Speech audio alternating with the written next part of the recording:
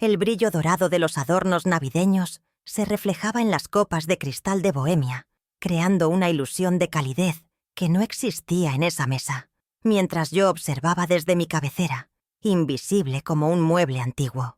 Mi hijo Sebastián se puso de pie con una sonrisa que conocía demasiado bien, la mueca de quien busca aprobación comprada, y extrajo una pequeña caja de terciopelo, deslizándola hacia su esposa, Lucía. Al abrirla, el grito agudo de ella perforó el aire perfumado de pino y pavo. ¡Asado! Era una llave electrónica con el emblema inconfundible de un deportivo alemán de alta gama. Mi mente, entrenada por décadas como directora financiera, calculó el costo inmediato: $180.000 brillando bajo la lámpara de araña, mientras yo bebía un sorbo de agua para tragar la bilis de saber que esa extravagancia se construía sobre cimientos de barro financiero. Lucía agitaba la llave en el aire como un trofeo de caza, sus uñas de acrílico rojo golpeando el metal con un repiqueteo irritante que celebraba su victoria material sobre cualquier sentido común. Beatriz, su madre, aplaudía desde el otro extremo con la avidez de quien espera las migajas del banquete, sus ojos recorriendo la habitación, como si ya estuviera midiendo las cortinas para cambiarlas a su gusto. «Es perfecto, amor. Es justo lo que merezco», exclamó mi nuera, ignorando por completo que la calefacción de la casa estaba bajada al mínimo para ahorrar, según las instrucciones estrictas que Sebastián había impartido esa misma mañana. La hipocresía flotaba sobre la cena como una niebla tóxica, pero yo mantuve mi postura ereta, las manos cruzadas sobre el regazo, observando la escena con la frialdad analítica de quien audita un libro contable fraudulento.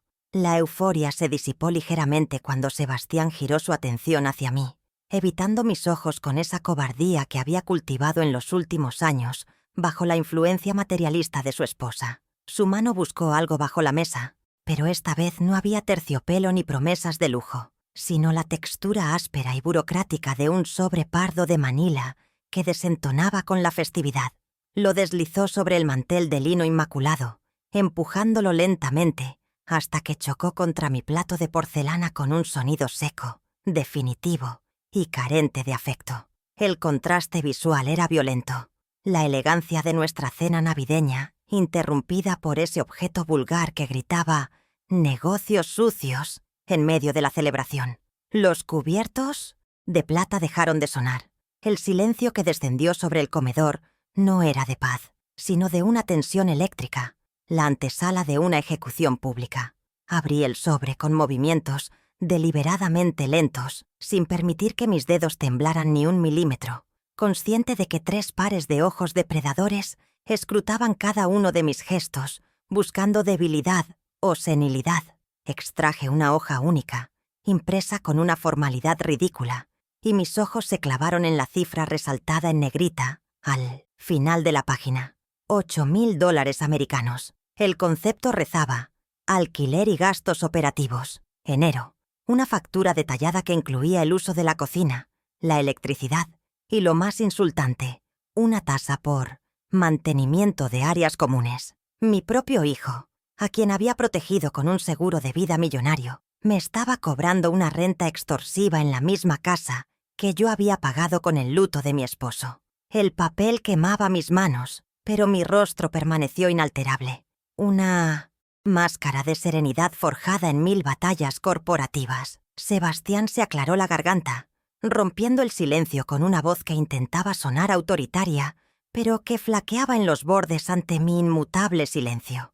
«Mamá, la vida está cara. Tú sabes cómo son las cosas.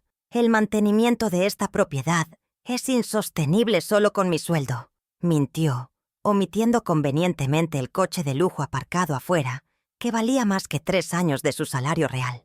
«El alquiler son $8.000 mensuales. Tienes hasta el lunes para hacer el depósito. O, lamentablemente, necesitaremos liberar esa habitación para la madre de Lucía, que necesita cuidados». La amenaza colgó en el aire, brutal y directa. «Paga una suma imposible en 48 horas o serás desterrada al olvido». No era una petición de ayuda. Era un ultimátum diseñado para despojarme de mis últimos ahorros o de mi dignidad. Antes de que pudiera articular palabra, Beatriz alzó su copa de vino, un gran reserva que mi difunto marido había guardado para una ocasión especial, y soltó una risa áspera y triunfal. Ya era hora, Sebastián. Los viejos tienen que pagar su aire. No pueden vivir gratis eternamente mientras nosotros nos sacrificamos por su bienestar, sentenció, mirando a su hija con complicidad maliciosa. La humillación pública estaba completa.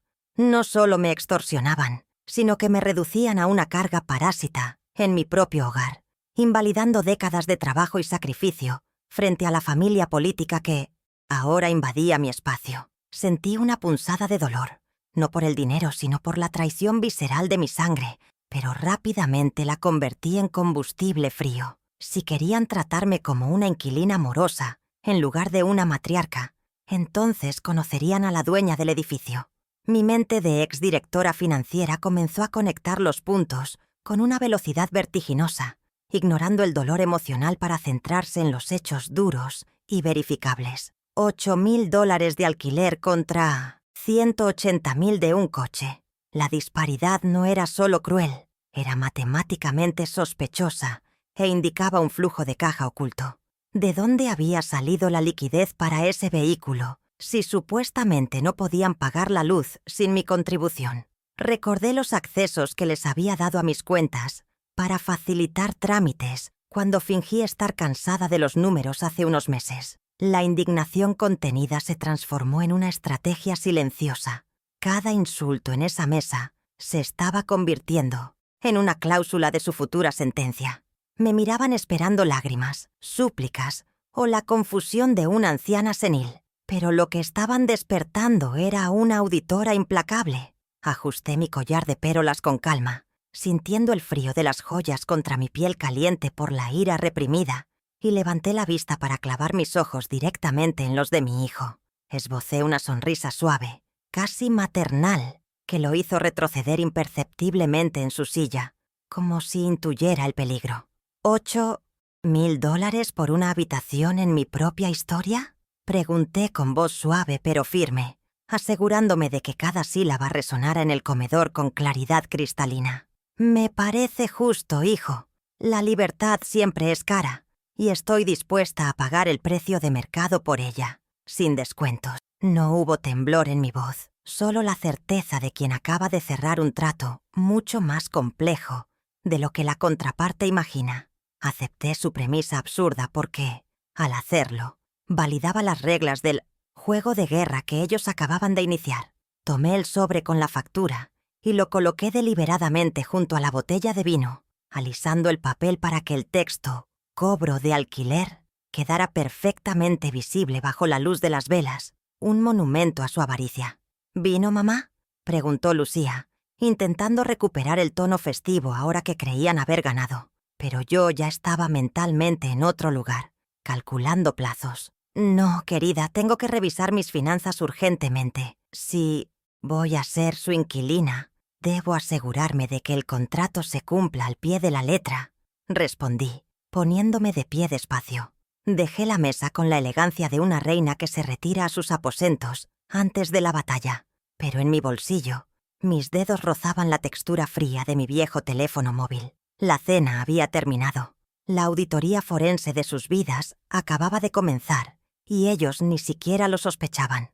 Entré a mi habitación y cerré la puerta con un clic suave, pero definitivo, dejando atrás el murmullo venenoso de la cena navideña, y mi mirada se posó inevitablemente en el joyero de caoba sobre el tocador, ahora casi vacío, un testigo silencioso de mi propia erosión financiera.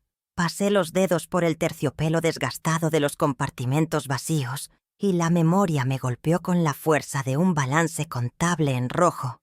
No era la primera vez que mi hijo necesitaba dinero, pero sí la primera vez que me exigía pago por sus propios errores. El eco de los $8,000 resonaba en las paredes, transportándome a una tarde gris de hace exactamente 15 años, cuando la desesperación tenía otro rostro y yo todavía creía que el sacrificio materno era una inversión con retorno garantizado en amor y lealtad, un error de cálculo que una directora financiera jamás debería haber cometido.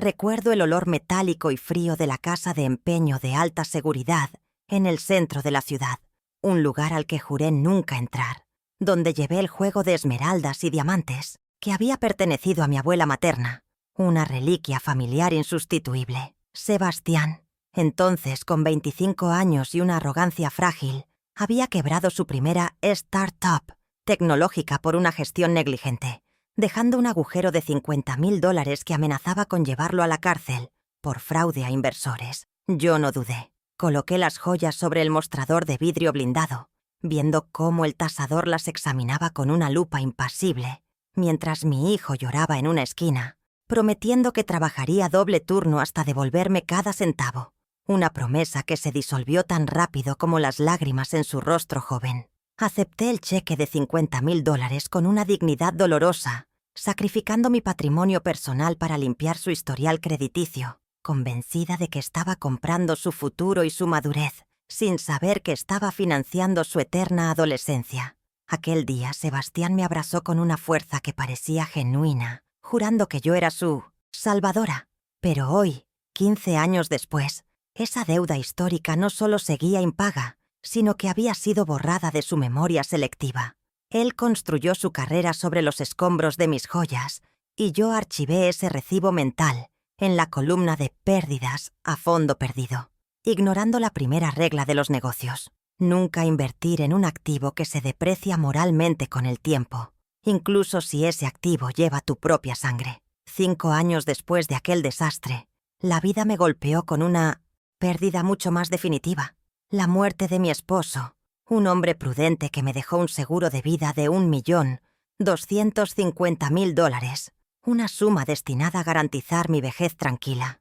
Recuerdo la soledad inmensa de recibir esa transferencia bancaria, números fríos en una pantalla que no podían reemplazar el calor de su mano, y cómo Sebastián, oliendo la liquidez, apareció con un plan inmobiliario infalible. Me convenció de que comprar esta mansión colonial sería la mejor manera de proteger el capital de la inflación y de los impuestos sucesorios, sugiriendo con una dulzura manipuladora que ponerla a su nombre agilizaría los trámites legales futuros, para que no tengas que preocuparte por nada, mamá. La escena en la notaría hace una década sigue grabada en mi retina con una claridad cinematográfica. El aire acondicionado zumbaba mientras el notario desplegaba la escritura de compraventa por valor de $1,250,000, pagados íntegramente con mi cheque de gerencia. Sebastián apenas podía contener la ansiedad, su mano temblando ligeramente al sostener el bolígrafo, listo para convertirse en propietario de una mansión sin haber puesto un solo dólar. Sin embargo, mi instinto de financiera, forjado en décadas de auditorías corporativas, se activó en el último segundo. Antes de firmar la transferencia de fondos, exigí una cláusula adicional que en ese momento pareció un tecnicismo molesto para mi hijo, pero que hoy es mi única arma nuclear.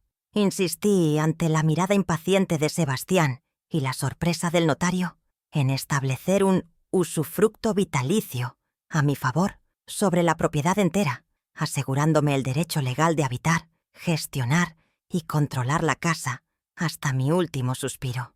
Recuerdo la firma de esa página específica, la número 14 del protocolo, donde mi rúbrica quedó estampada con tinta azul indeleble, una póliza de seguro contra la ingratitud que mi subconsciente sabía que llegaría. Sebastián firmó a regañadientes, murmurando que era innecesario porque él nunca me echaría, pero esa firma en la escritura pública, que ahora descansa en una caja fuerte olvidada por ellos, es la diferencia legal entre ser una huésped tolerada y ser la dueña absoluta del techo bajo el cual duermen. Pero la memoria es traicionera, y el amor de madre ciega a la razón.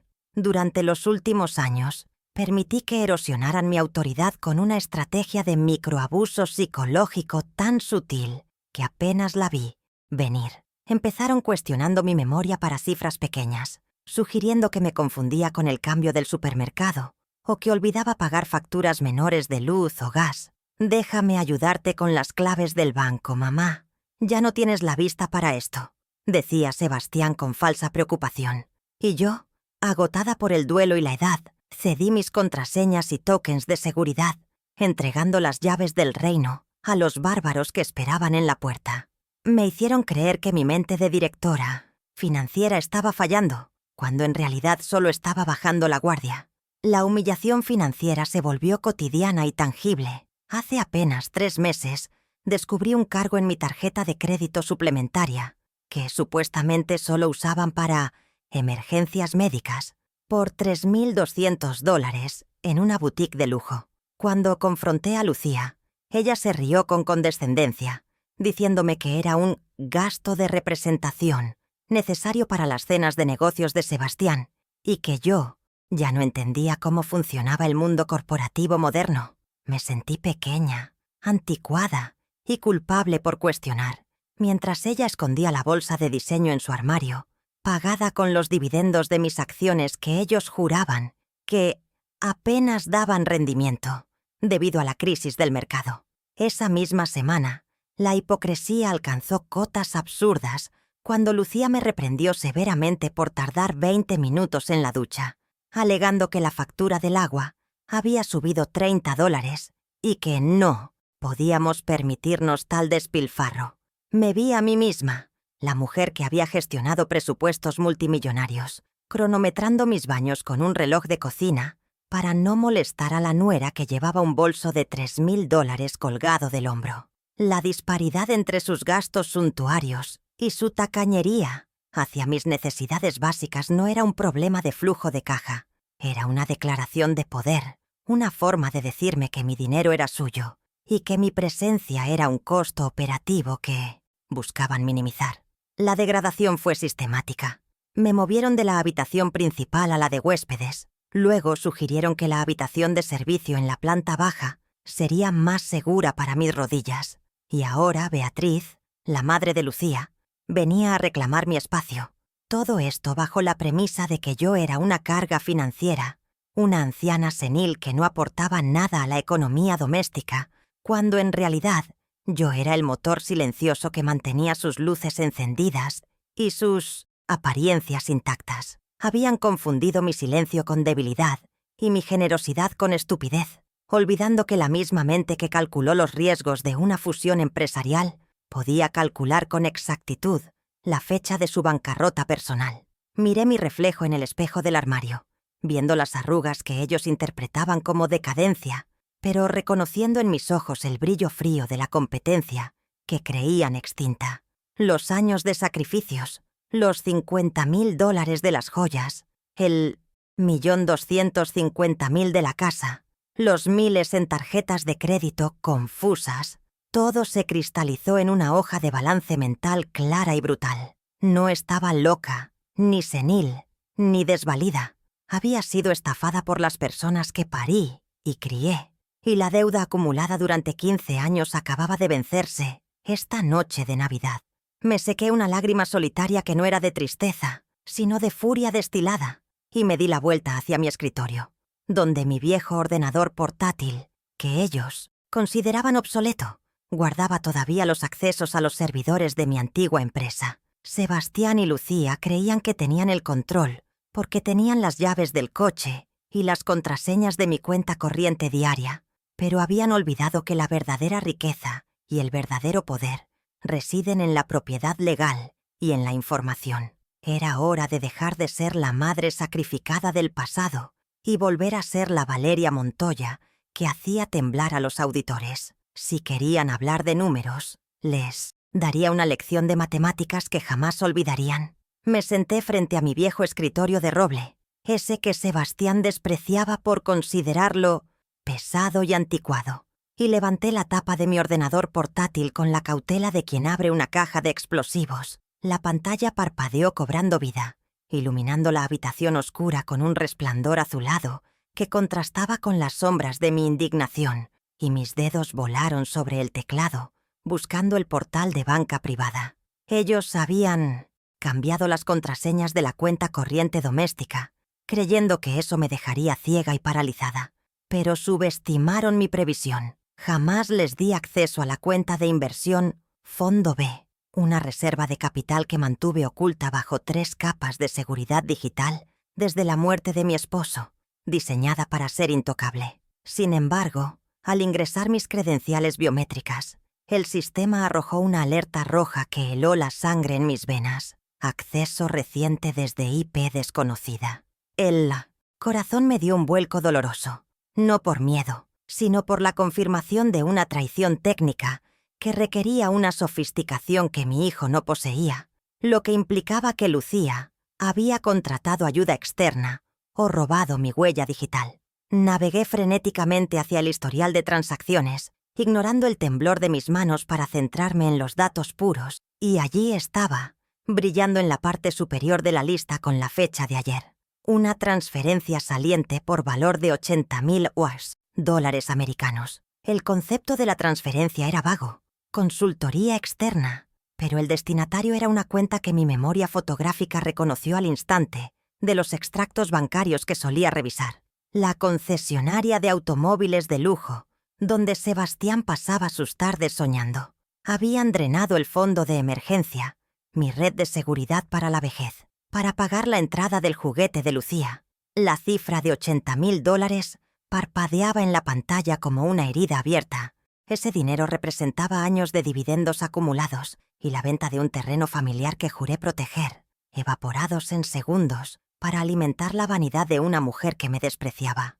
La ira inicial dio paso a una frialdad absoluta, la misma que sentía antes de despedir a un gerente corrupto. Esto ya no era un conflicto familiar, era un delito financiero documentado. Imprimí el comprobante de la transacción, el zumbido de la impresora sonando como un veredicto en el silencio de la noche, y guardé la hoja caliente en una carpeta de plástico transparente. Esta era la primera evidencia tangible, la prueba de que no solo eran ingratos, sino ladrones que habían cruzado la línea de la legalidad, dándome la justificación moral para lo que vendría después. Necesitaba más. La transferencia probaba el robo de mis ahorros, pero no explicaba cómo pensaban sostener el nivel de vida, ni de dónde saldría el resto del dinero para el coche de 180.000 dólares. Cerré el ordenador y me puse las zapatillas de suela de goma, moviéndome por el pasillo con el sigilo de un fantasma en mi propia casa, aprovechando que el alcohol de la cena los había vuelto descuidados y ruidosos. Las voces venían del estudio de mi difunto esposo, ahora convertido en la guarida de Sebastián, donde el humo de cigarros caros se filtraba por debajo de la puerta entreabierta. Me detuve en la penumbra, pegando la espalda a la pared, y activé la grabadora de voz de mi teléfono móvil, sosteniéndolo cerca de la rendija de la puerta como un micrófono espía. La voz de Lucía era inconfundible, estridente y cargada de una euforia etílica que le soltaba la lengua. «Te dije que funcionaría, amor. Tu madre está tan asustada que pagará sin rechistar. Con esos 8.000 dólares mensuales cubrimos la cuota del crédito y nos sobra para los billetes a Europa en primavera». El audio se grababa con una claridad digital perfecta, capturando no solo sus palabras, sino la risa nerviosa de Sebastián que las acompañaba. Estaban planificando gastar el dinero de mi extorsión en unas vacaciones de lujo, mientras yo supuestamente debía vivir con la pensión mínima. Una confesión grabada que desmontaba cualquier argumento de necesidad económica que pudieran presentar ante un juez de familia. Pero la conversación dio un giro aún más oscuro que me obligó a contener la respiración para no delatar mi presencia. «Pero, ¿y si no paga el lunes?», preguntó Sebastián con un tono de duda momentánea. La respuesta de Lucía fue rápida y brutal, una sentencia que heló el aire del pasillo. «Si no paga, mejor. Alegamos demencia senil. La internamos en ese hogar estatal del que habló mi mamá y metemos a Beatriz en su cuarto. Ella sí nos ayudará con la casa. Tu madre ya caducó, Sebastián. Acéptalo. Usted vive aquí, pero ella sobra». Sentí una náusea física al escuchar mi destino planeado, como si fuera un mueble viejo que se descarta. Pero mi mano no tembló al detener la grabación. Tenía la prueba de la conspiración para incapacitarme. Ahora tenía el motivo, la alevosía y la premeditación, guardados en un archivo MP3. Esperé en las sombras del recodo del pasillo hasta que salieron del estudio, riendo y tropezando camino a su habitación, ajenos a la figura que los observaba desde la oscuridad. Cuando la puerta de su dormitorio se cerró Me deslicé dentro del estudio, encendiendo solo la lámpara de escritorio para no alertar a nadie desde el exterior. El caos reinaba en la mesa, botellas vacías, ceniceros llenos y papeles desordenados, el sello inconfundible de la gestión de Sebastián. Comencé a revisar los documentos con guantes de látex que guardaba en el cajón de limpieza, metódica y rápida, buscando el contrato de compraventa del automóvil, la pieza que faltaba para cerrar el círculo del desfalco. Lo encontré debajo de una revista de relojes, un contrato de leasing financiero con el logotipo de la marca alemana, impreso en papel de alto gramaje. Mis ojos recorrieron las cláusulas rápidamente, saltando la paja legal hasta llegar a la sección de arrendatario y responsable de pago. Esperaba ver el nombre de Sebastián, quizás con un avalista falso, pero lo que leí me obligó a sentarme en la silla giratoria para procesar la magnitud de su estupidez. El contrato no estaba a nombre de una persona física. El titular del arrendamiento por $180.000 era Inversiones y Logística Montoya S.A., la empresa familiar que fundé con mi marido y de la cual yo todavía poseía el 51% de las acciones, aunque Sebastián figurara como administrador. La implicación jurídica era devastadora y deliciosa a partes iguales. Sebastián había utilizado la personalidad jurídica de la empresa para comprar un vehículo de uso personal y recreativo para su esposa, lo cual constituía un delito de administración desleal y apropiación indebida de activos corporativos. No era un regalo de Navidad, era un fraude fiscal y societario flagrante. Tomé mi teléfono y fotografié cada página del contrato, asegurándome de que el flash estuviera desactivado, capturando las firmas, los sellos y, sobre todo, la fecha de entrega. Con esta evidencia, el coche no pertenecía a Lucía, pertenecía a la sociedad, y como socia mayoritaria, yo tenía la potestad legal para reclamar el activo o denunciar al administrador por malversación de fondos. Dejé el contrato exactamente donde lo encontré, cuidando de no alterar el desorden natural de Sebastián, y salí del estudio con la sensación de tener una granada sin anilla en el bolsillo. Pero aún me faltaba el arma definitiva, el documento que aseguraría no solo mi victoria financiera, sino mi permanencia física en esta casa. Me dirigí a la biblioteca, una habitación que ellos nunca pisaban porque los libros les producían alergia intelectual, y moví el viejo volumen de la Enciclopedia Británica, que ocultaba la pequeña caja fuerte, empotrada en la pared, un secreto que mi marido y yo compartíamos y que Sebastián había olvidado por completo. Giré el dial de la combinación, la fecha de nuestra boda, un número que nunca se borró de mi mente, y el mecanismo hizo un clic satisfactorio, abriéndose para revelar un interior polvoriento pero seguro. Allí, descansando sobre un lecho de fieltro rojo, estaba el sobre lacrado que contenía la escritura pública original de la casa, el documento matriz que firmamos hace 10 años. Lo extraje con reverencia, sintiendo el peso del papel legal, y lo abrí bajo la luz tenue de la luna que entraba por la ventana. Pasé las páginas hasta llegar a la cláusula 14ª, aquella que insistí en incluir contra la voluntad de todos, y leí las palabras que brillaban como una profecía cumplida. Cláusula 14ª. Usufructo vitalicio. La señora Valeria Montoya se reserva el derecho real de uso y disfrute de la totalidad del inmueble hasta su fallecimiento, con facultad de administración exclusiva y derecho de veto sobre cualquier cohabitante. La tinta azul de mi firma seguía fresca a mis ojos, validando mi poder absoluto sobre cada ladrillo, cada viga y cada habitación de esta mansión. Sebastián tenía la nuda propiedad, un título vacío que le daba la titularidad teórica, pero ningún derecho de uso mientras yo respirara. Legalmente, él era el dueño de las paredes, pero yo era la dueña de la vida dentro de ellas. Si alguien tenía que pagar alquiler o ser expulsado, la ley estaba de mi lado de una manera tan blindada que ni el mejor abogado podría romperla. Tomé la escritura, las fotos del contrato del coche en mi móvil, la grabación de audio y el comprobante de la transferencia de $80.000 y los alineé mentalmente como cartas de una baraja invencible. Tenía 4 ases, el robo de mis ahorros, la conspiración para incapacitarme, el fraude corporativo con el coche y el derecho absoluto de vivienda. Ellos tenían la arrogancia y la juventud. Yo tenía la ley, el capital y la evidencia. Eran las 3 de la madrugada y la casa estaba en silencio, pero en mi mente los tambores de guerra sonaban con un ritmo ensordecedor. Ya no era la víctima que lloraba en su cuarto. Era el fiscal, el juez y el verdugo de su futuro financiero. Regresé a mi habitación y coloqué las pruebas sobre la cama, organizándolas en una secuencia lógica de impacto.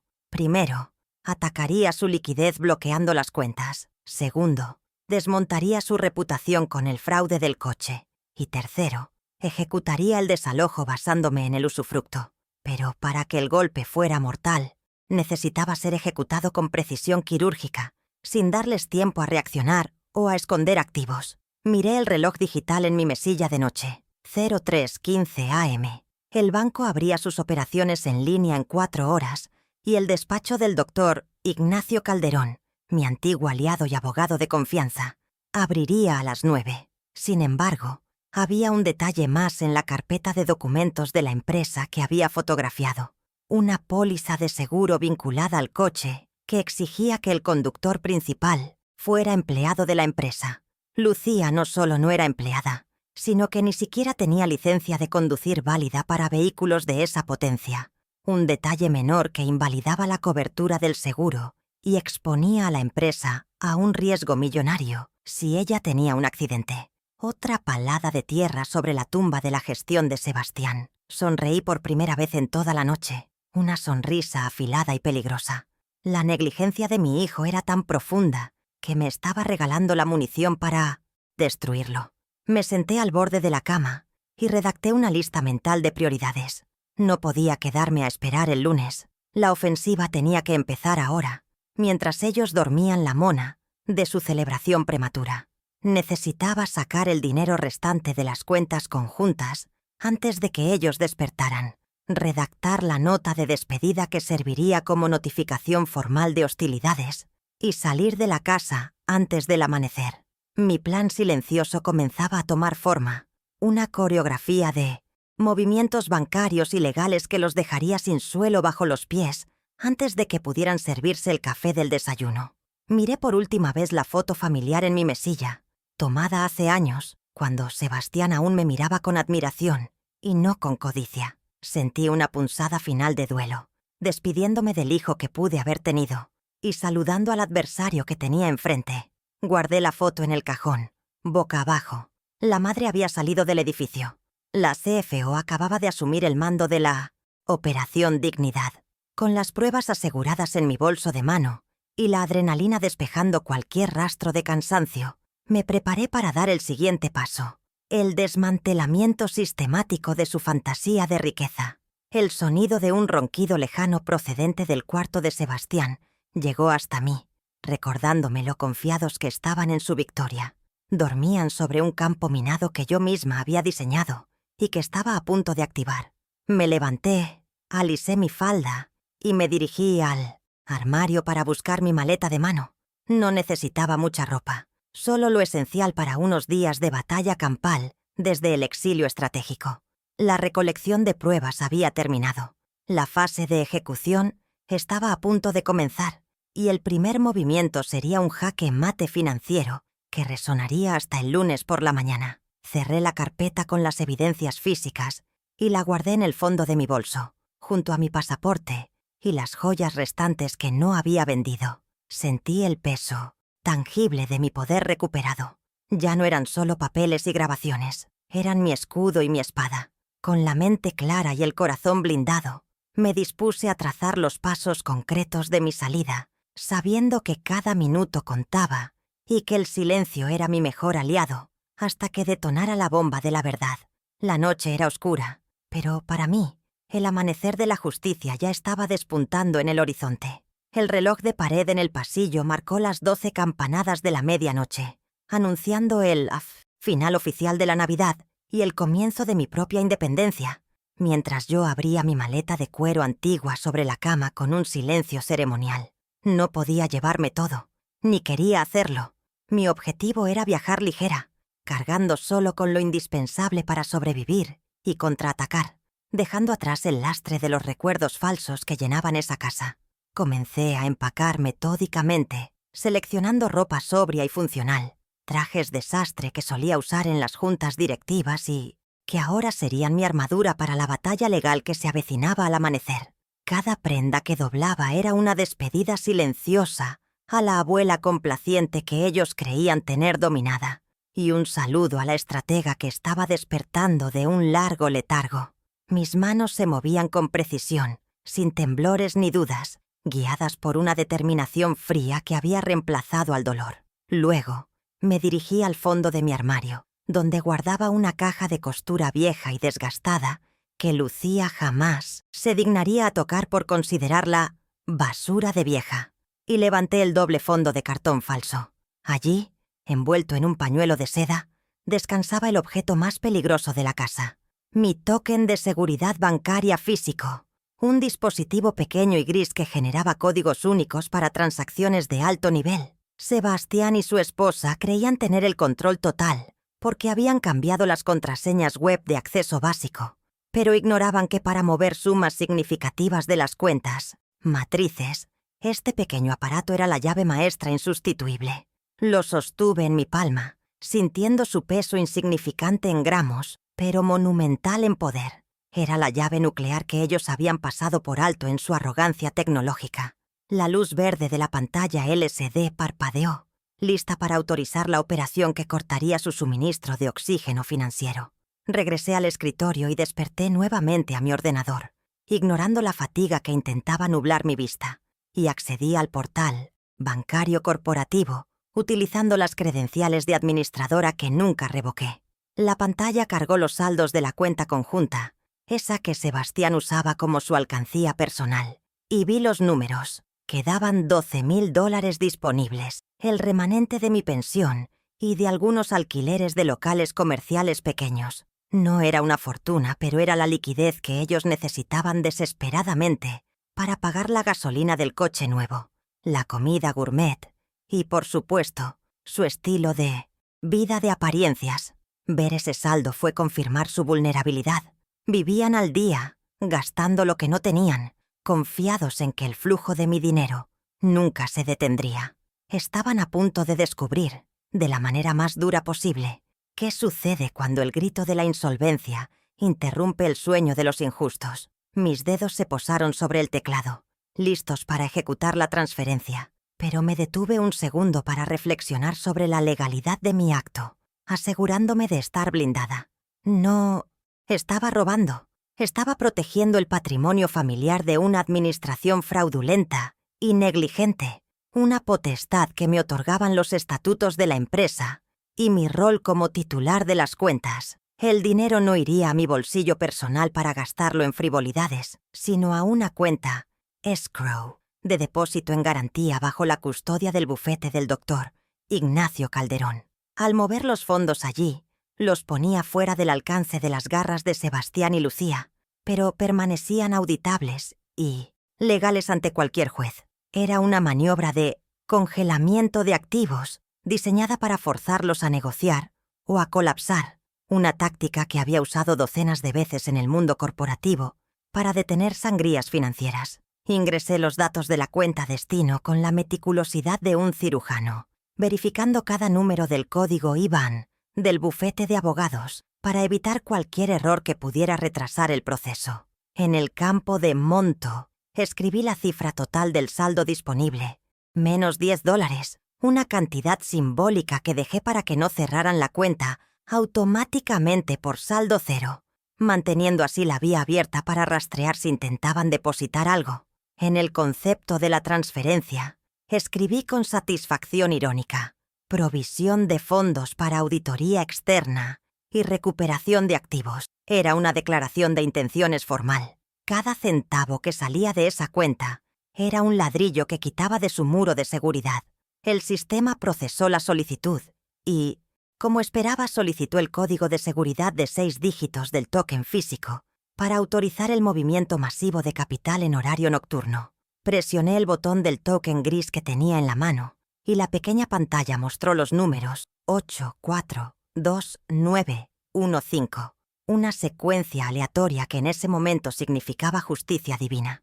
Teclé los dígitos en el ordenador con una calma pasmosa, sintiendo cómo la adrenalina afilaba mis sentidos en lugar de alterarlos. El cursor parpadeó un instante.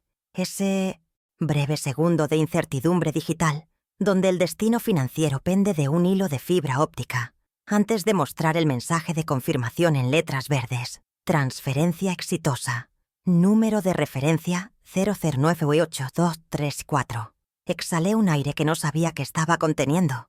El dinero ya no estaba en su poder. Había drenado la cuenta operativa principal a las 2:45 de la madrugada, dejándolos efectivamente en bancarrota antes de que saliera el sol. Su tarjeta de débito, a partir de 1918. Este momento era un pedazo de plástico inútil, pero no me detuve ahí. El siguiente paso en mi auditoría punitiva era asegurar que no pudieran generar nuevas deudas a mi nombre, utilizando las tarjetas de crédito adicionales. Entré en la sección de gestión de tarjetas y vi las extensiones a nombre de Lucía y Sebastián, con límites de crédito generosos que yo había autorizado en tiempos de paz. Con una serie de clics rápidos y definitivos, seleccioné la opción bloqueo por robo o extravío para cada una de ellas. No era una mentira técnica. Me estaban robando el patrimonio y habían extraviado el rumbo moral, así que la clasificación bancaria era poéticamente correcta. Al confirmar los bloqueos, vi cómo los iconos de las tarjetas cambiaban de verde a rojo en la pantalla. Mañana, cuando Lucía intentara pagar su café matutino o comprar gasolina para el deportivo, la terminal rechazaría su transacción con un pitido humillante de fondos insuficientes. Con el flanco financiero asegurado, llegó el momento de abordar el frente de la comunicación, el mensaje que detonaría la bomba emocional y legal dentro de la casa. Busqué en mi cajón de papelería y encontré un bloque de notas adhesivas de color amarillo vibrante, un tono imposible de ignorar visualmente, perfecto para una notificación de alto impacto. Tomé mi pluma estilográfica favorita, cargada con tinta negra permanente, y me senté a redactar el texto que había formulado en mi mente durante la cena. No sería una carta larga y lacrimógena de madre dolida. Eso es lo que ellos esperarían para poder burlarse de mi debilidad. Sería un memorándum ejecutivo, directo, factual y devastador, escrito con la autoridad de quien tiene la sartén por el mango y está a punto de golpear con ella. Comencé a escribir con caligrafía clara y firme. Sebastián, acepto tu propuesta de alquiler de $8,000 mensuales. La frase inicial era el gancho, la trampa retórica que los haría leer con atención, creyendo por un microsegundo que habían ganado. Pero inmediatamente debajo, desglosé la realidad matemática de nuestra nueva relación contractual. Sin embargo, procederé a descontar los siguientes conceptos pendientes. 1. Reembolso del vehículo corporativo adquirido fraudulentamente, $180,000.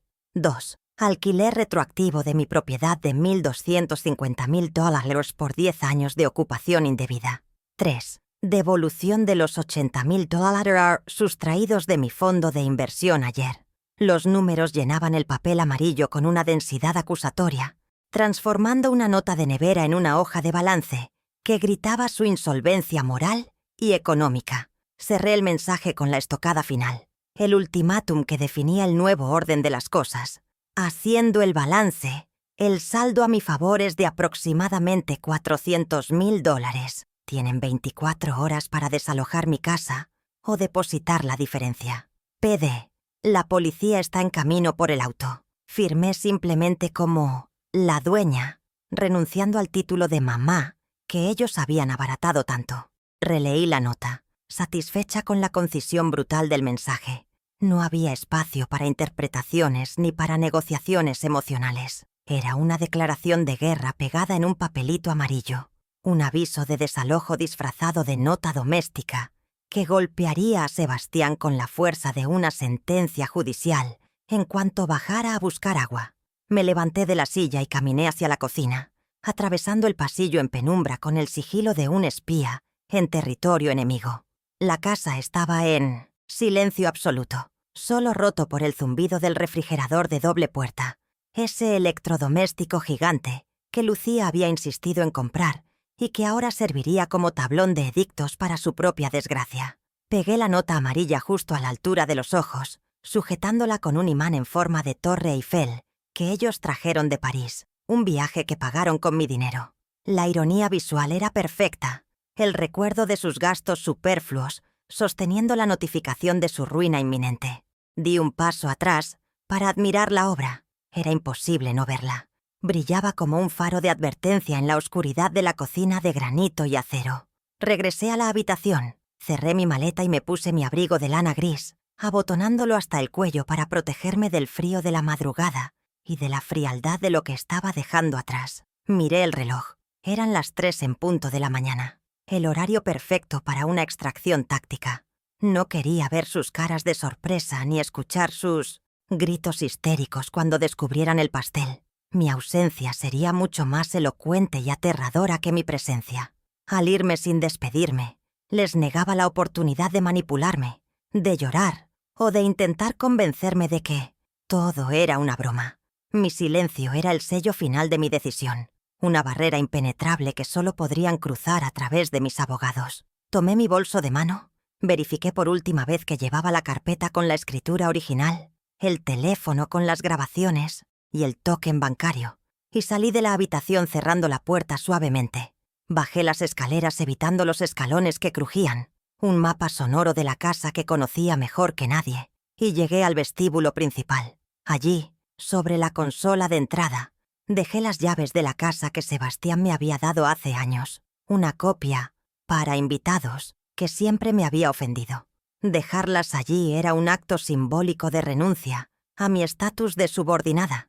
Cuando volviera a cruzar esa puerta, lo haría con mi propio juego de llaves maestras y después de haber cambiado todas las cerraduras. Abrí la puerta principal y el aire gélido de la noche golpeó mi rostro, limpiando mis pulmones del aire viciado de la mansión. Antes de bajar los escalones del porche, mi mirada se detuvo en el coche deportivo aparcado en la entrada circular, brillando bajo la luz de la luna con una arrogancia metálica. Era una máquina hermosa, sin duda, pero ahora la veía como lo que realmente era, una prueba de delito, sobre 4 ruedas. Me acerqué al vehículo y pasé la mano enguantada por el capó frío, no con cariño, sino como quien inspecciona una propiedad embargada. «Disfruta tu última noche aquí», susurré al metal inerte. En pocas horas, ese símbolo de estatus sería remolcado por una grúa frente a todos los vecinos, convirtiéndose en el símbolo público de su caída en desgracia. Caminé hasta el portón de la calle, donde había solicitado un servicio de transporte privado a través de mi aplicación móvil, para no despertar a nadie con el ruido de un motor conocido. El coche negro y discreto ya estaba esperando con las luces apagadas, tal como lo pedí. El conductor me abrió la puerta y me ayudó con la maleta, mirándome con una curiosidad respetuosa al ver a una mujer mayor saliendo de una mansión a esas horas intempestivas. «Al centro, por favor, cerca de los tribunales», indiqué con voz firme al subirme. Mientras el coche se alejaba, no miré hacia atrás a la casa que había sido mi prisión dorada. Mis ojos estaban fijos en el camino adelante, en la estrategia que se desplegaría con la salida del sol. La fase doméstica había terminado. La fase legal estaba a punto de comenzar. El amanecer llegó lento y gris, reflejando mi estado de ánimo de concentración absoluta, mientras esperaba en una cafetería cercana a que el reloj marcara las 9. A la hora exacta, crucé las puertas de cristal del edificio de oficinas, donde el doctor Ignacio Calderón tenía su despacho desde hacía 40 años. La recepcionista, que me conocía desde la época en que mi marido vivía, me saludó con sorpresa pero con calidez y me hizo pasar inmediatamente, sabiendo que yo no era mujer de visitas sociales sin cita previa. El olor a cuero viejo, papel y café recién hecho en la oficina de Ignacio me reconfortó.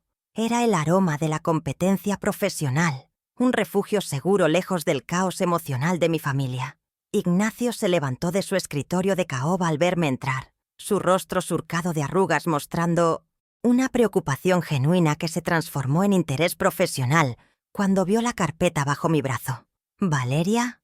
¿Qué ha pasado?» «Sebastián me llamó ayer preguntando por unos poderes notariales», dijo, sirviéndome un vaso de agua. Me senté frente a él, rechacé el agua y coloqué la carpeta sobre la mesa, abriéndola para desplegar el abanico de evidencias. La escritura, el contrato del coche, la transferencia robada y la grabación. Sebastián ha cometido un error fatal, Ignacio. Ha confundido mi paciencia con estupidez y mi dinero con el suyo. Vengo a ejecutar la opción nuclear, respondí, viendo cómo sus ojos de viejo zorro legal se iluminaban al comprender la situación. Ignacio revisó los documentos en silencio, asintiendo levemente cada vez que pasaba una página, su mente jurídica armando el rompecabezas al instante. «Esto es oro puro, Valeria», murmuró al ver el contrato de leasing a nombre de la empresa.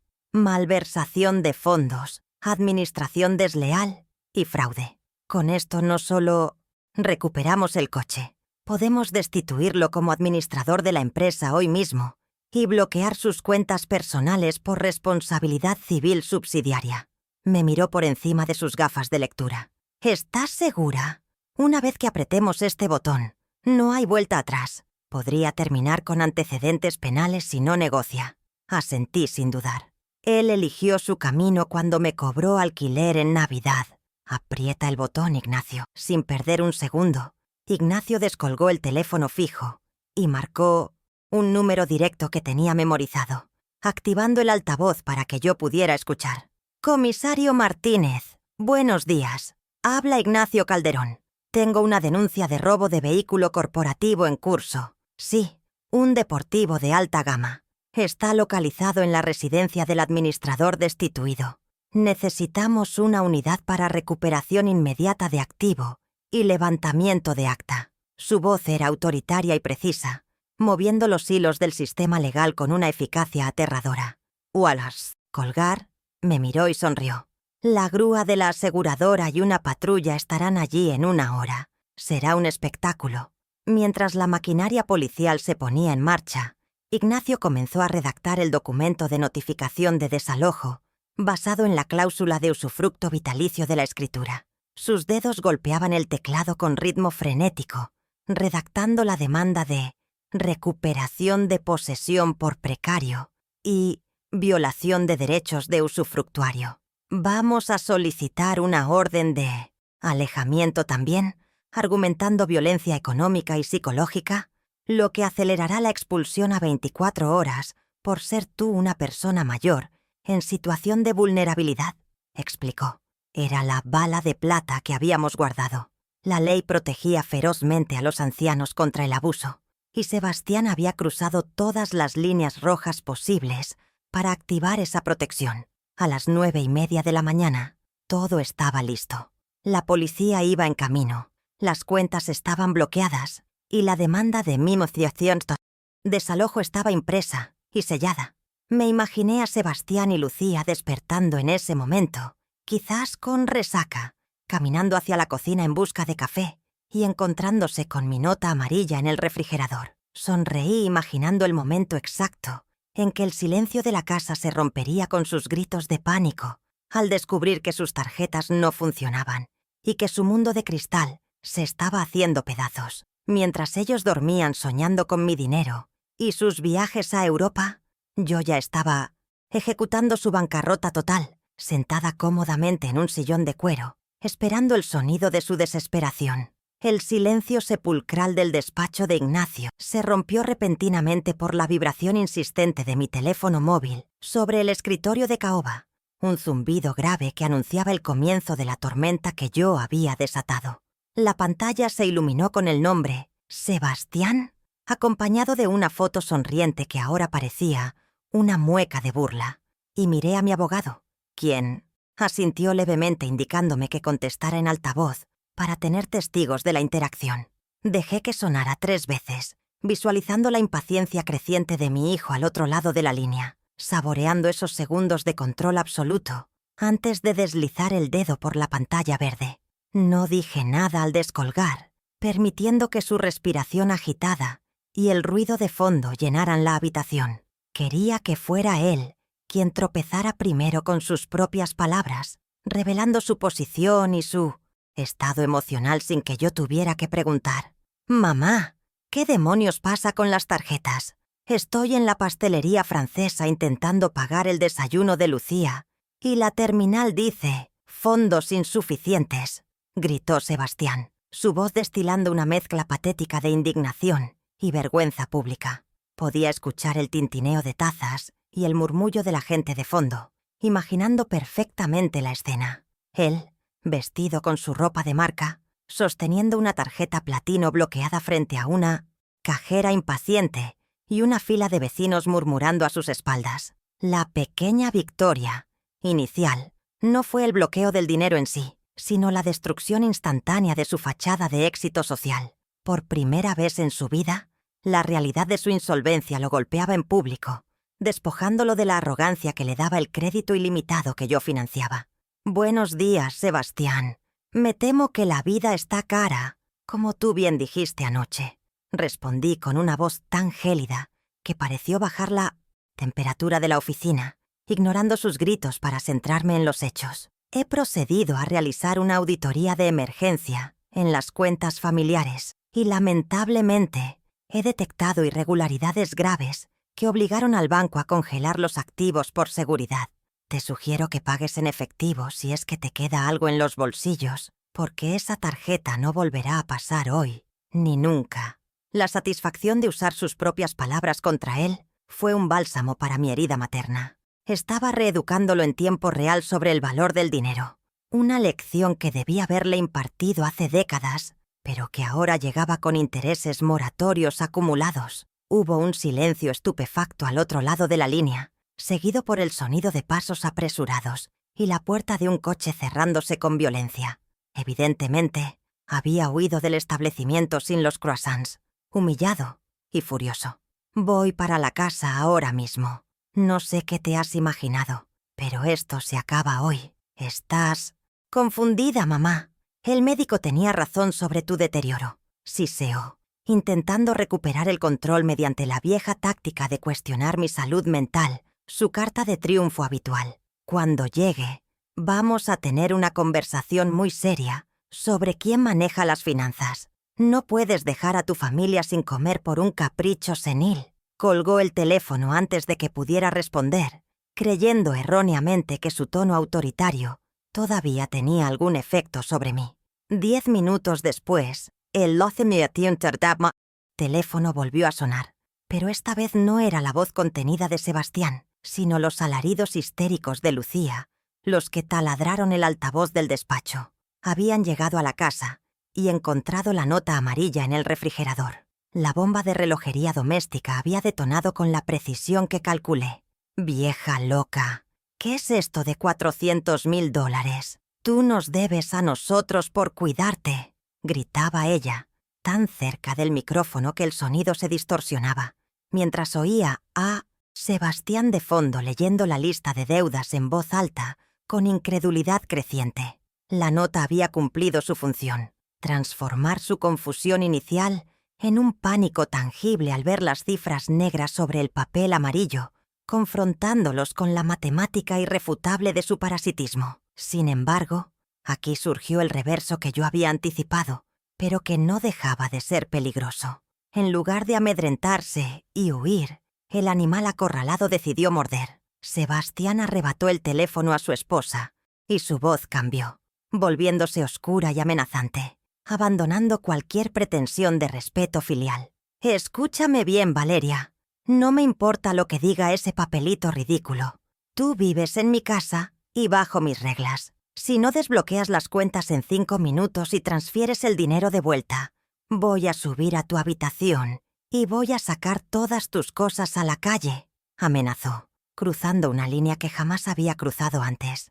«Y sobre el auto, ni se te ocurra tocarlo. Tengo las llaves y tengo la posesión. Si llamas a la policía, les diré que te has vuelto agresiva y que robaste el dinero de la empresa en un ataque de demencia».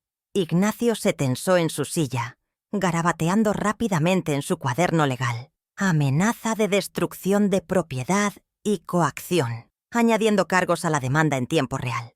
La dinámica había cambiado. Ya no era solo una disputa financiera.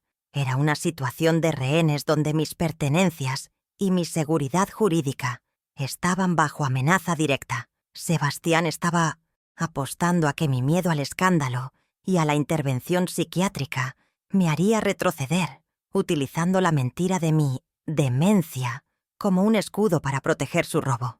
Era una jugada sucia pero efectiva a corto plazo, diseñada para paralizarme con el terror de ser institucionalizada contra mi voluntad, el miedo más profundo de cualquier persona de mi edad. Sebastián, te advierto que cualquier daño a mis bienes personales será documentado y agregado a la causa penal, respondí, manteniendo la firmeza aunque mi corazón latía con fuerza al imaginarlo destrozando mis recuerdos. Y sobre tu amenaza médica, te recuerdo que mi última evaluación neurológica fue hace 2 semanas, realizada por el Dr. Cavani, y mi lucidez es perfecta. Lo que tú llamas demencia, el juez lo llamará administración fraudulenta. Tienes algo que no es tuyo aparcado en la entrada y te sugiero que no te interpongas en su camino. Intenté sonar segura, pero la tensión en el aire era palpable. Si ellos decidían atrincherarse y destruir la casa desde dentro antes de que llegara la ayuda, mi victoria sería pírrica. «¡Me importa una mierda el juez!», gritó Lucía de fondo, y escuché el sonido inconfundible de vidrio rompiéndose, seguido por una risa maníaca. «¿Oyes eso, suegra? Es tu colección de jarrones chinos». «Ups», se resbaló. «¿Vas a transferir el dinero o seguimos con los cuadros?». La sangre se me heló en las venas. Estaban ejecutando su amenaza, destruyendo el patrimonio emocional que no podían robar, intentando extorsionarme a través del dolor sentimental. Ignacio me miró con gravedad y negó con la cabeza, indicándome que no cediera, que ceder ahora sería perderlo todo para siempre. Apreté los puños hasta que los nudillos se pusieron blancos, sacrificando mis objetos amados en el altar de la justicia mayor. Los jarrones eran cosas, pero mi dignidad no era negociable. «Rompe lo que quieras, Lucía. Todo está inventariado y asegurado». Mentí parcialmente para ganar tiempo, sabiendo que el valor sentimental era irreemplazable, pero negándoles la satisfacción de escucharme llorar. Cada pieza que rompes aumenta tu deuda y la probabilidad de que termines en una celda por vandalismo doméstico. Sigan cavando su propia tumba. Lo están haciendo muy bien. Mi frialdad pareció desconcertarlos momentáneamente. Esperaban súplicas, no una contabilidad de daños en tiempo real. El silencio regresó a la línea, tenso y vibrante, mientras ellos evaluaban si mi amenaza era real o un farol de una anciana desesperada. En ese instante de duda, Ignacio levantó la mano y me mostró la pantalla de su móvil. Un mensaje de texto del comisario confirmaba que la patrulla y la grúa estaban girando en la esquina de mi calle. El tiempo de las negociaciones telefónicas había terminado. La realidad física estaba a punto de llamar a su puerta con una placa y una orden judicial. Sentí una mezcla de alivio y tristeza profunda. No había vuelta atrás. La familia se había disuelto en ácido y solo quedaban demandante y demandados. Respiré hondo, preparándome para dar la estocada final que los haría salir de su fortaleza de ignorancia. «Sebastián, te sugiero que mires por la ventana de la sala. Creo que tienes visitas», dije con una calma profética, justo cuando el sonido lejano pero creciente de una sirena comenzó a filtrarse a través del auricular del teléfono. El ruido de fondo en la casa cesó abruptamente. El sonido de vidrios rotos y gritos fue reemplazado por la confusión. «¿Qué es eso? ¿Qué has hecho?», preguntó él, su voz bajando una octava, perdiendo la bravuconería al reconocer el sonido de la autoridad acercándose a su santuario. La ilusión de control que habían mantenido durante la llamada se estaba desmoronando con cada segundo que la sirena se hacía más fuerte. «No he hecho nada, hijo. Solo he dejado que las consecuencias te alcancen», respondí, y en ese momento escuché el timbre de la puerta principal sonar con insistencia, seguido por el ladrido furioso de nuestro perro. «Abre la puerta, Sebastián. Es la policía, y vienen a recuperar el coche de mi empresa y mi casa». Colgué el teléfono suavemente, cortando el vínculo digital, justo cuando el caos real comenzaba. Me puse de pie, alisando mi falda, y miré a Ignacio. «Vamos», dije. La fase remota había concluido.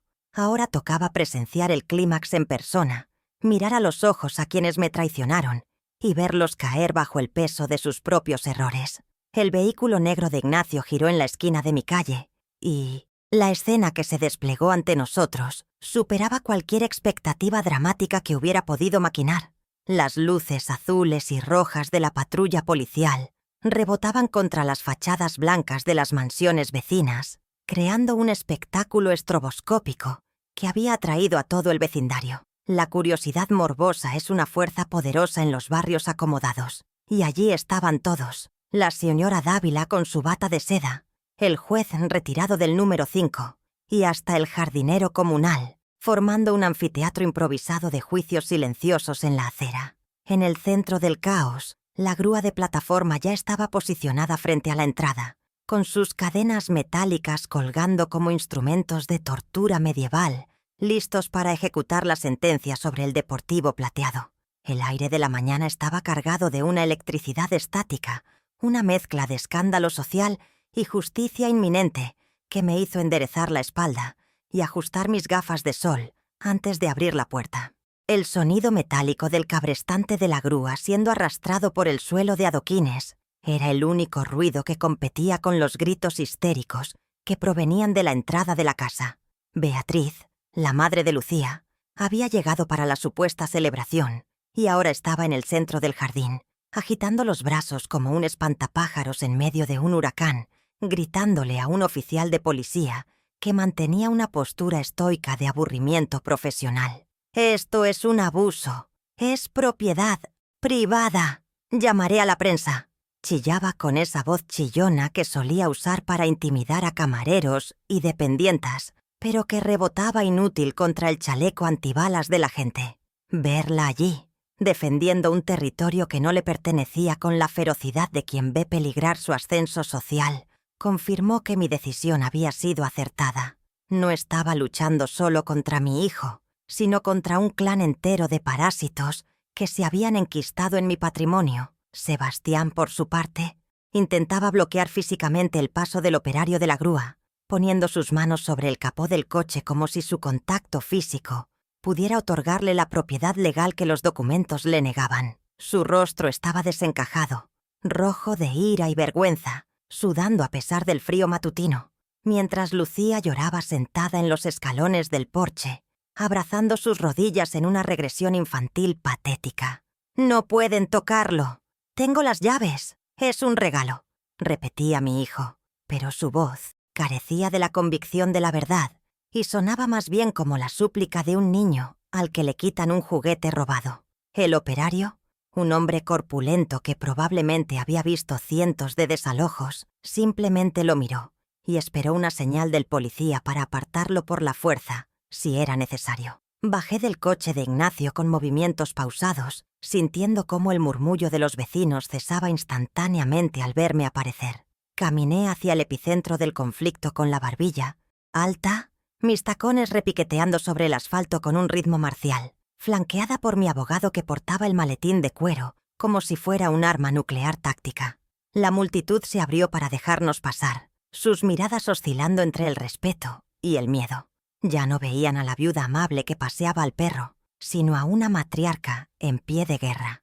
Al llegar a la altura de la patrulla, el oficial al mando se llevó la mano a la gorra en un saludo respetuoso, reconociendo instintivamente quién ostentaba la autoridad real en esa ecuación. Sebastián se giró al verme y por un segundo vi el odio puro en sus ojos, el odio del deudor hacia el acreedor que viene a cobrar. «¡Mamá! Diles que se detengan ahora mismo. Has perdido la cabeza», gritó Sebastián, señalándome con un dedo acusador mientras intentaba reclutar a los vecinos como testigos de mi supuesta locura. «Mi madre sufre de demencia senil. No sabe lo que hace. Está confundida y agresiva. Ha bloqueado nuestras cuentas y ha llamado a la policía por un error administrativo». Su intento de desacreditarme públicamente fue tan burdo que algunos vecinos desviaron la mirada, avergonzados por él. Era su última carta, la patologización de mi carácter para invalidar mis acciones legales, una estrategia que habíamos anticipado y para la cual Ignacio estaba perfectamente preparado.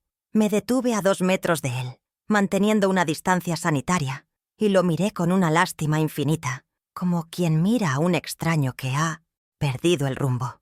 Ignacio dio un paso al frente, interponiéndose entre mi hijo y yo, y extrajo de su maletín una carpeta azul con el logotipo del bufete, abriéndola con la teatralidad necesaria para que todos entendieran la gravedad del momento. «Señor Montoya, el oficial tiene en su poder una denuncia formal por administración desleal y apropiación indebida de activos corporativos», anunció con su voz de barítono, proyectando cada palabra para que la audiencia en la acera no perdiera detalle.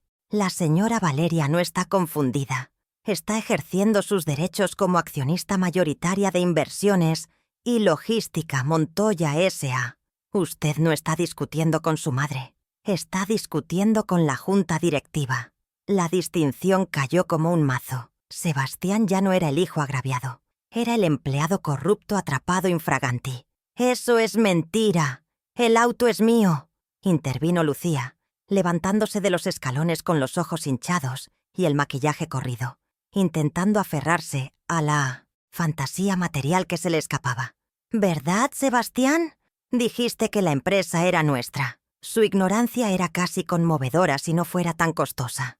Me giré hacia ella y, sacando la copia del contrato de leasing que había fotografiado la noche anterior, la levanté para que el sol de la mañana iluminara las firmas. «No, querida, la empresa es mía, y este contrato de arrendamiento por $180,000 está a nombre de la sociedad, no de Sebastián. El seguro, además, no te cubre como conductora», expliqué con frialdad pedagógica. «Estás conduciendo un activo robado sin licencia válida. Técnicamente, el oficial podría arrestarte ahora mismo por uso no autorizado de vehículo a motor». El oficial asintió, confirmando mi lectura de la ley, e hizo un gesto al operario de la grúa para que procediera. El sonido del motor diésel rugió y las cadenas se tensaron, levantando el deportivo alemán del suelo con un chirrido mecánico que sonó como música celestial para mis oídos. Sebastián intentó abalanzarse nuevamente, pero el policía lo detuvo con una mano firme en el pecho, obligándolo a retroceder. «Quieto ahí, caballero. No empeore su situación. Si obstruye la recuperación del activo, tendré que esposarlo», advirtió el agente. Vimos, en un silencio colectivo, cómo el coche ascendía lentamente a la plataforma, inclinándose en un ángulo de 45 grados, una escultura de vanidad siendo removida del pedestal. $180,000 de deuda flotando en el aire, alejándose de sus manos para siempre. Beatriz, viendo que la batalla del coche estaba perdida, decidió cambiar de frente y atacar la posición que consideraba más segura, la vivienda. Se plantó frente a la puerta de entrada, cruzando los brazos sobre su pecho voluminoso, y gritó: «Pueden llevarse el auto, pero no la sacarán de su casa. Mi hija vive aquí. Tiene derechos. Usted es una vieja bruja que quiere dejar a su familia en la calle, en Navidad». Su apelación a la moralidad navideña era irónica, considerando que hace 12 horas brindaba por cobrarme alquiler. Los vecinos murmuraban, divididos momentáneamente por la crueldad aparente de un desalojo, hasta que decidí revelar la verdadera naturaleza de la ocupación y acabar con el teatro de la víctima. Avancé hacia Beatriz hasta que estuve lo suficientemente cerca para oler su perfume barato y excesivo, y saqué el segundo documento de la carpeta de Ignacio, la escritura pública original, con su papel amarillento y sus sellos de lacre rojo. «Corrección, señora Ferrer. Ustedes son los que querían cobrarme $8,000 por una habitación en mi propia casa», dije, elevando la voz lo suficiente para que la señora Dávila y el juez retirado escucharan claramente la cifra. Un «oh» colectivo de indignación recorrió a la multitud. En nuestro círculo social, cobrar alquiler a una madre viuda era un pecado capital mucho peor que cualquier disputa legal. La narrativa de Beatriz se desmoronó instantáneamente bajo el peso de su propia avaricia expuesta. «Esta es la escritura pública de la propiedad», continué, abriendo el documento en la página 14 y señalando el párrafo clave con mi dedo índice. «Cláusula de usufructo vitalicio. Sebastián tiene la nuda propiedad, lo que significa que es dueño de los ladrillos, pero yo soy la dueña del uso, de la llave y de la puerta.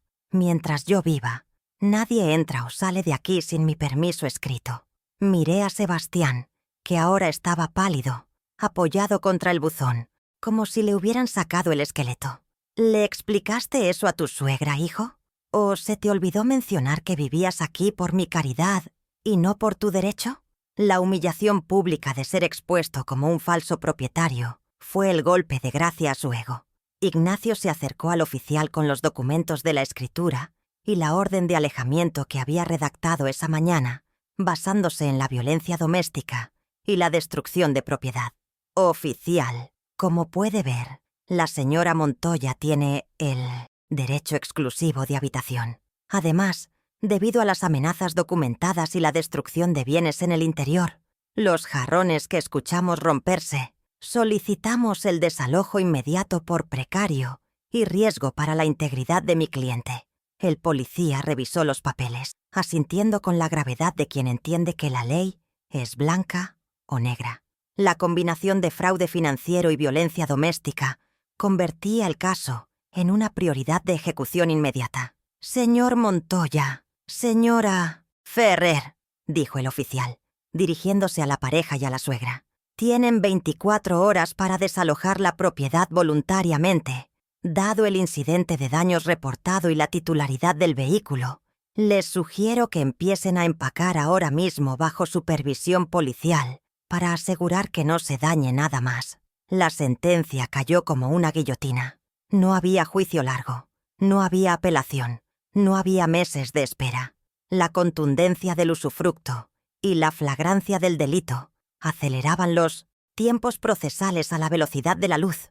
Lucía soltó un alarido de incredulidad, dándose cuenta de que no solo perdía el coche, sino el techo, el estatus y el futuro en un solo día. «Pero, ¿a dónde vamos a ir?», balbuceó Sebastián, mirando a su alrededor, viendo cómo sus vecinos, que antes lo saludaban con envidia, ahora lo miraban con desprecio abierto. «¿Con qué dinero? Bloqueaste todo». Su pregunta flotó en el aire, patética y reveladora de su total dependencia. Sonreí suavemente, sin alegría, solo con la satisfacción del deber cumplido. «Ese es un problema que tendrás que resolver como un adulto, Sebastián. Tienes 40 años. Te sugiero que busques un empleo, porque la beca mamá se ha cancelado definitivamente». Me di la vuelta, dándoles la espalda. Una coreografía final que indicaba que la audiencia había terminado. «Y usted», señalé a Beatriz sin mirarla, «le sugiero que se lleve a su hija. Querían vivir juntas, ¿no? Ahora tienen la oportunidad perfecta. Quizás en su casa el alquiler sea más barato». La multitud contuvo la risa, admirando la precisión quirúrgica del insulto. Beatriz se puso roja de furia, pero cerró la boca, derrotada por la evidencia y por la vergüenza pública. La grúa terminó de asegurar el coche y comenzó a moverse, arrastrando el símbolo de su fraude calle abajo. El sonido de las ruedas sobre el asfalto fue el requiem de su vida de lujo. Me acerqué a la puerta principal, saqué mi juego de llaves, no la copia de invitados, sino el juego maestro que siempre había guardado, y la introduje en la cerradura. El mecanismo giró con suavidad, dándome la bienvenida a mi hogar, purgado ahora de la toxicidad que lo había infectado. Me detuve en el umbral y miré hacia atrás una última vez. Sebastián estaba sentado en la acera, con la cabeza entre las manos, llorando no por arrepentimiento, sino por impotencia. Lucía gritaba al teléfono, probablemente intentando cancelar sus billetes a Europa, y Beatriz recogía su bolso con dignidad, ofendida. «¿Oficial? ¿Sería tan amable de asegurarse de que entreguen sus llaves antes de irse?», pedí con cortesía. No quisiera tener que cambiar las cerraduras 2 veces. El policía asintió y se dirigió hacia ellos. Entré en el vestíbulo, donde los restos de los jarrones rotos yacían en el suelo como cadáveres de una guerra civil doméstica. El silencio de la casa era diferente ahora. No era el silencio opresivo de la noche anterior, sino el silencio limpio y resonante de un espacio vacío que espera ser llenado de nuevo. Ignacio entró detrás de mí y cerró la puerta, dejando el ruido del escándalo fuera. «¿Estás bien, Valeria?», preguntó, poniéndome una mano en el hombro. Miré los fragmentos de porcelana azul y blanca en el suelo, restos de una dinastía antigua, y luego miré hacia la escalera de caracol que subía a mi habitación, la principal, la que pronto volvería a ocupar. Sentí un cansancio físico enorme, pero mi mente estaba más clara que en años. Había perdido objetos, sí, y había perdido la fantasía de una familia perfecta, pero había recuperado algo mucho más valioso. Sí, Ignacio, estoy perfectamente, respondí, quitándome las gafas de sol y dejándolas sobre la consola, justo donde había dejado las llaves la noche anterior. Por primera vez en 10 años, esta casa se siente realmente mía. El sonido de la grúa alejándose ya era casi imperceptible. La auditoría había concluido con éxito. Los activos tóxicos habían sido liquidados y el balance moral estaba finalmente equilibrado. Ahora solo quedaba limpiar el desorden y reescribir las reglas del futuro. Cerré la puerta tras la salida de Ignacio y me quedé sola en el vestíbulo, rodeada por un silencio que ya no pesaba, sino que abrazaba las paredes como un viejo amigo que regresa tras una larga ausencia. Me agaché con dificultad, pero sin quejas, para recoger el primer fragmento de porcelana azul del suelo, sintiendo el borde afilado contra mi piel, como un recordatorio físico de que la limpieza sería larga y requeriría paciencia. No llamé al servicio doméstico inmediatamente. Necesitaba realizar este acto de purificación yo misma, barriendo los restos de su violencia y su ingratitud con mis propias manos. Cada pedazo de cerámica rota en el cubo de basura, simbolizando un lazo tóxico que cortaba definitivamente. Mientras el sol del mediodía entraba por los ventanales, iluminando el polvo en suspensión, sentí que estaba exorcizando los fantasmas de mi propia permisividad, recuperando centímetro a centímetro el territorio sagrado de mi paz mental, que había cedido estúpidamente en nombre del amor maternal. A las 2 de la tarde, el sonido de un taladro eléctrico anunció la llegada de la verdadera seguridad. El cerrajero, un hombre de confianza que había servido a mi empresa durante décadas, estaba cambiando el bombín de la puerta principal por un sistema de alta seguridad biométrica. Observé cómo desmantelaba la vieja cerradura, esa cuyas copias habían circulado libremente entre las manos descuidadas de Lucía y Sebastián, y sentí una satisfacción profunda al ver instalar el nuevo mecanismo de acero endurecido.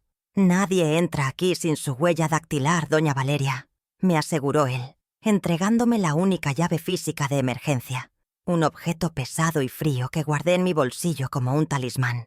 Además, ordené la instalación inmediata de cámaras de circuito cerrado en el perímetro y en los pasillos interiores. La era de la confianza ciega había terminado, dando paso a la era de la vigilancia auditada, donde mi seguridad no dependería de la buena voluntad de nadie, sino de la tecnología y el control. Subí a la planta alta y entré en la que había sido su habitación, el epicentro de la conspiración y el mal gusto, donde el aire todavía olía al perfume empalagoso de Lucía y a la loción cara de mi hijo.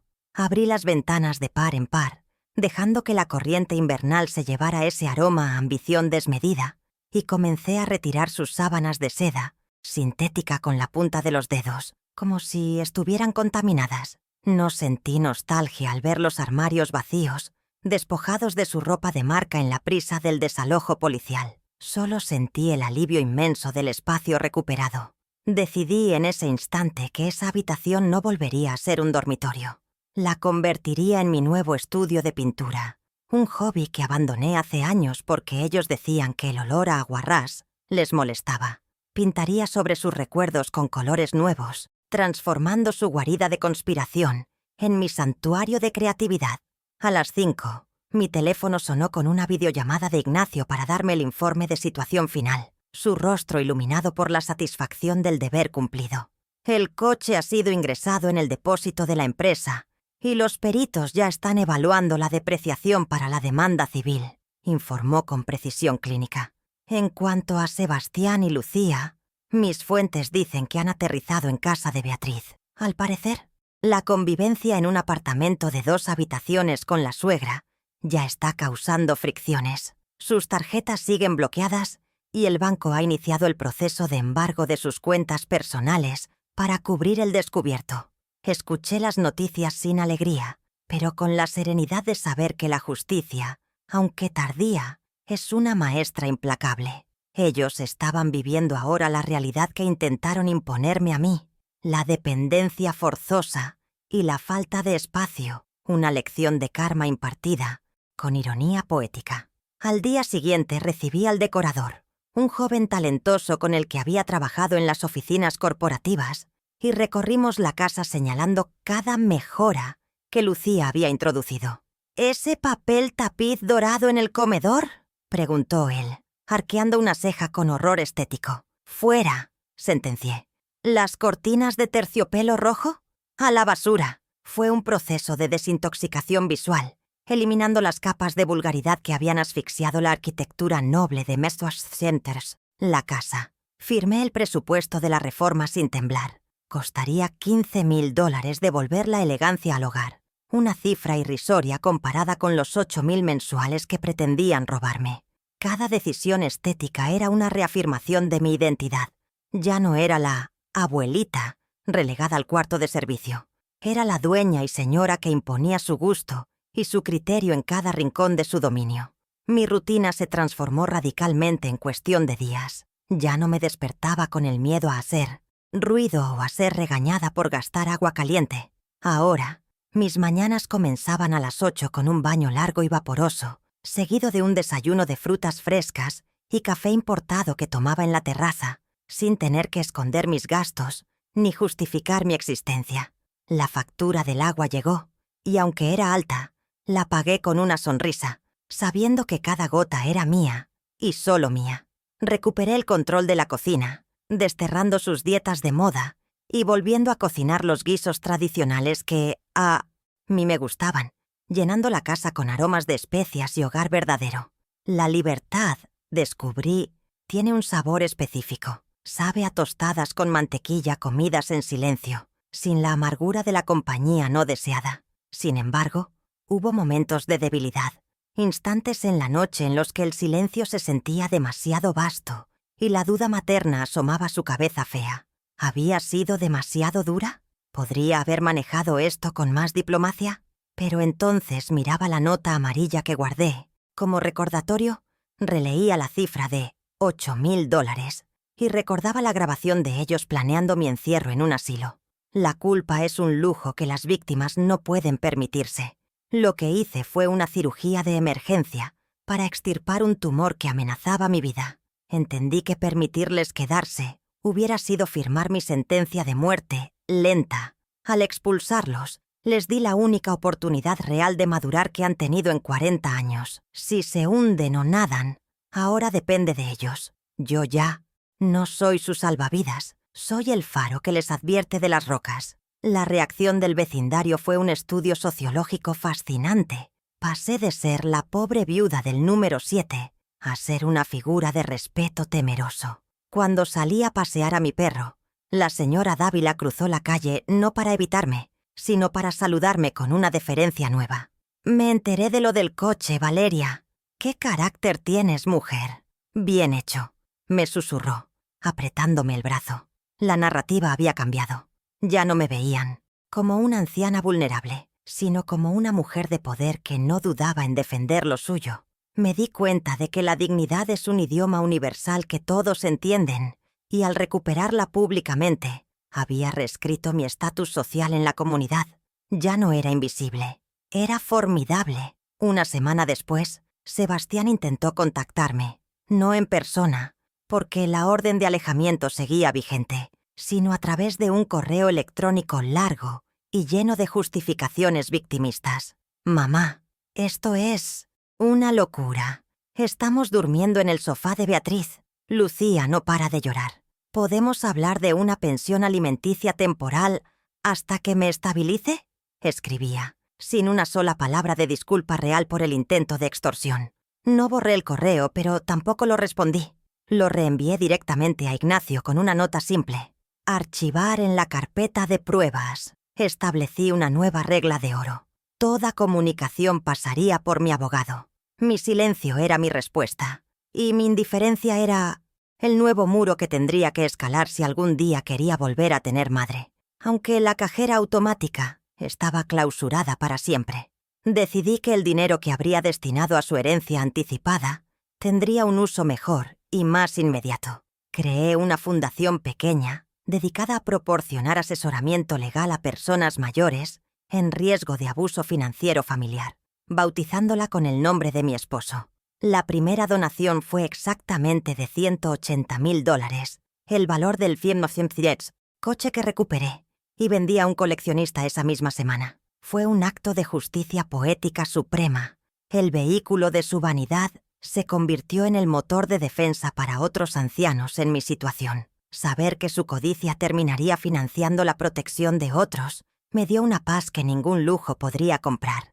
Transformé el dolor de la traición en un legado de protección, cerrando el círculo moral de esta tragedia.